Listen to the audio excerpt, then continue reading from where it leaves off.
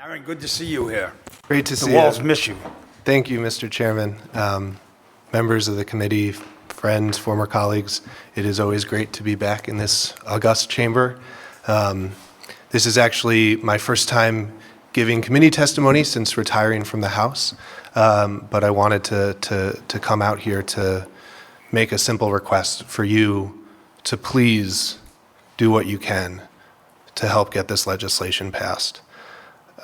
You've heard from people with a lot of expertise tonight, so I think all that I can add is what this means to me personally, you know, as a young person who has forced myself to grapple with the actual climate science. And that's something that for a long time I couldn't make myself do. You know, climate change, it's so big and scary. It's like the sun, and you don't want to look right at it because it could blind you.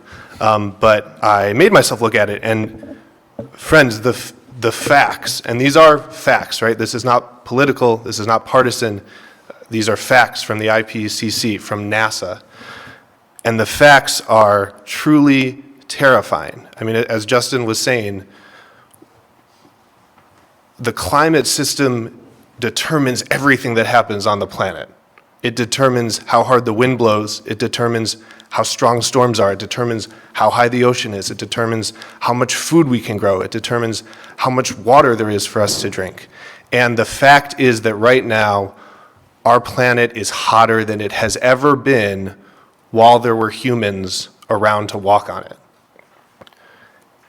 Everything that we've experienced as a species is based on conditions that we have already blown right past. And that means if we do not make a big shift, and this is a crisis that, unlike a lot of others, has a timeline. If we don't make a big shift in the next 10 years, everything that we know, that we enjoy, every way that we live and exist right now will not be possible for folks my age and younger.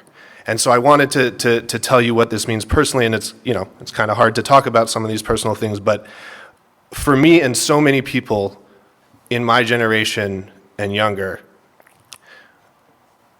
it's hard to describe the amount of despair that we feel on a daily basis. And I mean, every day I feel a sinking feeling knowing that we are on this conveyor belt into a meat grinder and we are not doing anything to get off of it. And it impacts every level of my generation's psychological health, the decisions we make.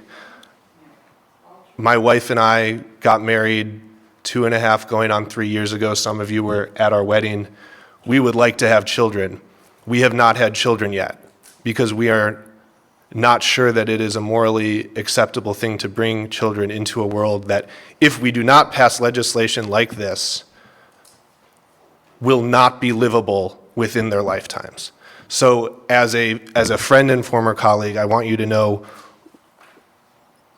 and it's not just my generation, there are so many people here from every generation, but particularly when I talk to people my age, we are thinking about despair every single day. And it's not an exaggeration. If when I was talking about where the science is, if at any point you thought to yourself, oh, Aaron, he's exaggerating, with all due respect, that thought that you might have had was based on an incorrect understanding of the actual inarguable facts. And so for the sake of your kids, yourselves, for the sake of our mental health, it would mean a lot to know that our state was stepping up to make sure that my wife and I can have children and feel okay about that decision.